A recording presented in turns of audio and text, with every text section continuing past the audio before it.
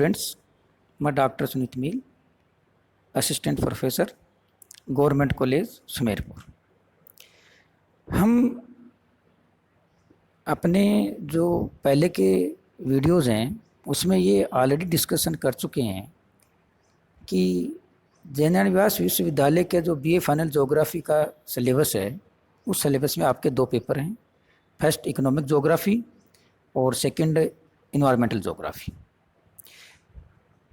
आज हमें economic geography के जो फर्स्ट चैप्टर है, जिसमें परिभाषा, विशेष क्षेत्र, विधियाँ और दो प्रारंभिक उद्योग धंधे, मत्स्य पालन और पशुपालन के बारे में बताया गया है।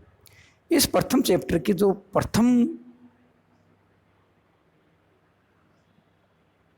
हमारा पॉइंट है, आर्थिक भूगोल की परिभाषा, उसका विस्तृत अध्ययन आज इस वीडियो में हम लोग करेंगे।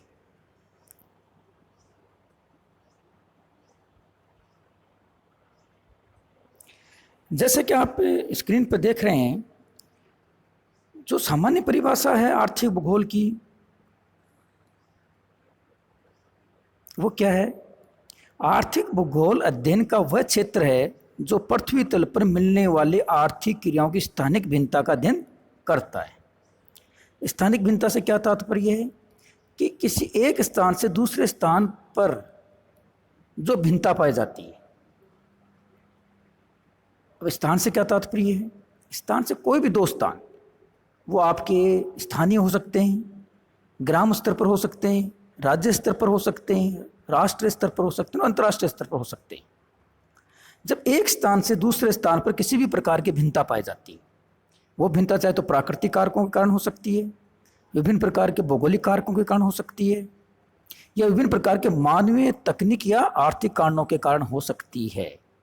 यदि उस विभिन्नता का प्रभाव मनुष्य के आर्थिक क्रियाकलापों पर पड़ता है और उस विभिन्नता के कारण एक स्थान से दूसरे स्थान पर मनुष्य के विभिन्न प्रकार के जो क्रियाकलाप हैं उनमें विभिन्नताएं उत्पन्न हो जाती है। अर्थात एक स्थान पर कोई अलग प्रकार का उद्योग धंधा कार्य कर रहा है और दूसरे स्थान पर कोई अलग प्रकार का उद्योग धंधा कार्य कर रहा है, तो उन विभिन्नताओं के कारण जो मनुष्य के आर्थिक कार्यों में विभिन्नता पैदा होती है, उस विभिन्नता का अध्ययन करना आर्थिक भूगोल का मुख्य कार्य है।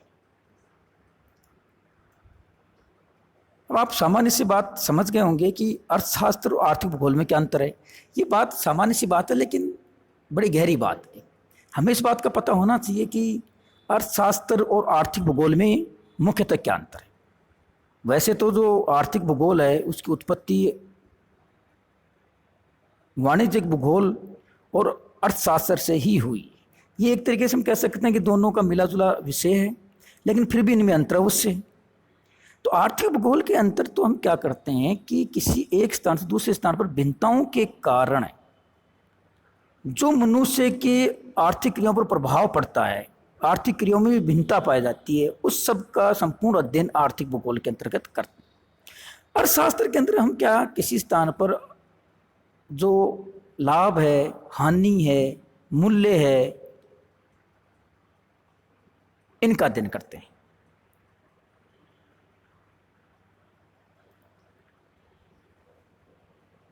तो आर्थिक भूगोल के अंतर्गत पृथ्वी तल की उन स्थानिक विषमताओं का अध्ययन किया जाता है जो कि किसी स्थान पर आर्थिक क्रियाओं के उत्पादन, उनके विनिमय और उनके उपयोग और सेवाओं से संबंधित होता है। यानी किसी भी स्थान पर इस प्रकार के कारक जो किसी वस्तु या सेवा के उत्पादन, उनके विनिमय और उनके उपयोग को प्रभावित करते हैं, उन कारकों का संपूर्ण अध्ययन आर्थिक भूगोल के अंतर्गत किया जाता है।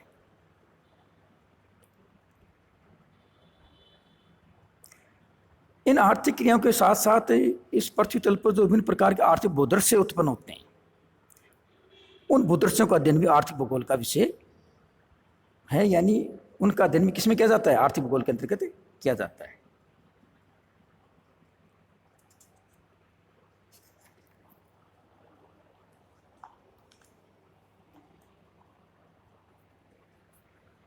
अब आर्थिक भूगोल के विकास के बारे में अपन अध्ययन करते हैं तो हम पाते हैं कि सर्वप्रथम 1882 में 1882 में जर्मन विद्वान गोत्स ने वाणिज्य भूगोल से भिन्न अर्थ में आर्थिक भूगोल को परिभाषित किया।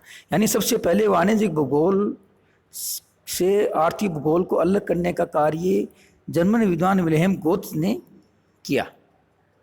लेकिन वास्तव में आर्थिक भूगोल को विस्तार देने का कार्य किसने किया? तो आर्थिक भूगोल का वास्तविक विस्तार हुआ जब 1925 में हेटनर और कार्ल ओ सावर महोदय ने भूगोल में क्षेत्रीय भिन्नता एरियल डिफरेंशिएशन का अपना सिद्धांत दिया। सर्वप्रथम हेटनर और सावर ने बताया कि भूगोल का जो मुख्य विषय है या भूगोल के अंतर्गत मुख्यतः एक स्थान से दूसरे स्थान पर जो विभिन्नताएं पाई जाती हैं उनका अध्ययन करना ही भूगोल का मुख्य कार्य है। तब से आर्थिक भूगोल के जो विषय है उसके अध्ययन को गति प्राप्त हुई। तो वैसे तो आर्थिक भूगोल के अंतर्गत कई अलग अलग प्रकार की परिभाषाएं दी गई हैं, लेकिन कुछ विद्वानों ने जैसे कि गोत्स महोदय ने, चिसोल्फ महोदय ने, ब्राउन महोदय ने, मर्फी महोदय ने और अलेक्जेंडर महोदय ने अपनी अपनी परिभाषाएं दी। इन परिभाषाओं को भी हम दो भागों में डिवाइड कर सकते हैं। एक जो ओल्ड डेफिनेशंस हैं, पुरानी परिभाषाएं, एक नई परिभाषाएं। जो आपकी पुरानी परिभाषाएं हैं वो नियतिवाद की तरफ इशारा करती है, यानी वो मनुष्य के एक स्थान से दूसरे स्थान पर आर्थिक कार्य में जो भिन्नता पाई जाती है उसका मुख्य कारण प्राकृतिक कारकों को मानते हैं। वो कहते हैं कि एक स्थान से दूसरे स्थानों से भौगोलिक या प्राकृतिक कारकों में जो भिन्नता पाई जाती है तो उसका प्रभाव मनुष्य के आर्थिक कार्य पर पड़ता है और मनुष्य अलग अलग प्रकार के आर्थिक क्रियाओं को अपनाता है। उसके बाद में प्रथम विश्व युद्ध के बाद की जो परिभाषाएं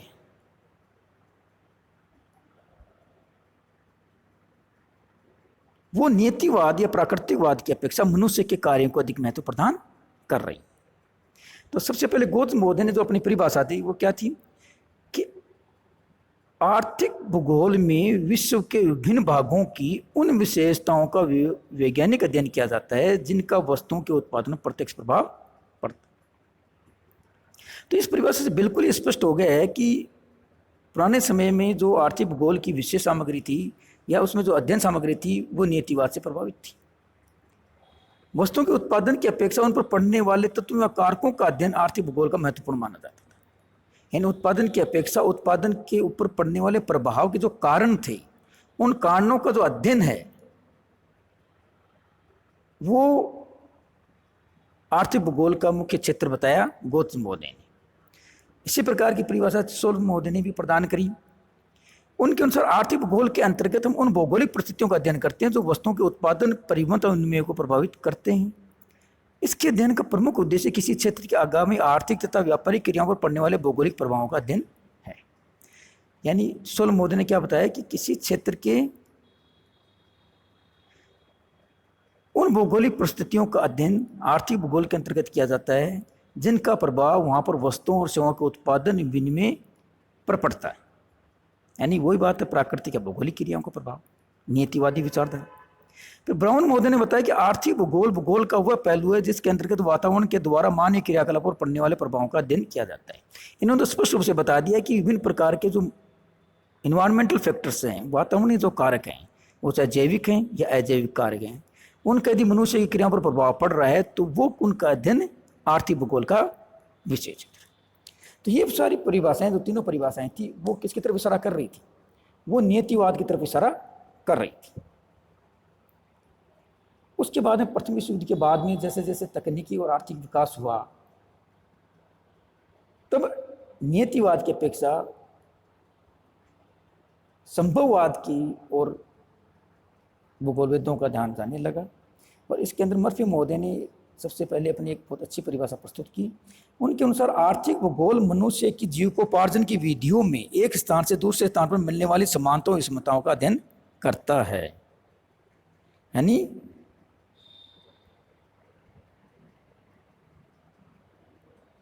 कि किसी स्थान पर मनुष्य की जो जीविकोपार्जन की विधियां हैं उनके ऊपर जो एक स्थान से दूसरे स्थान पर जो समानता पाई जाती है और जो विषमता पाई जाती है उनका अध्ययन किसमें है?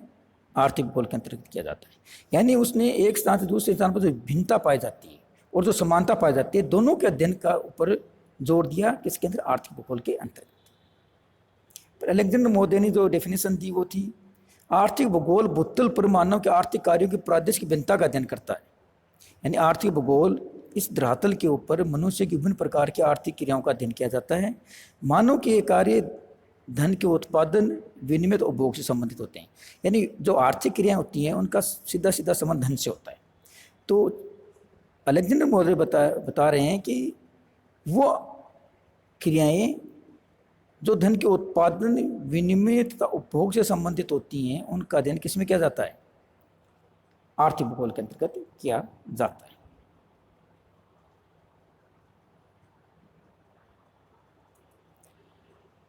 अब आर्थिक भूगोल के मुख्य जो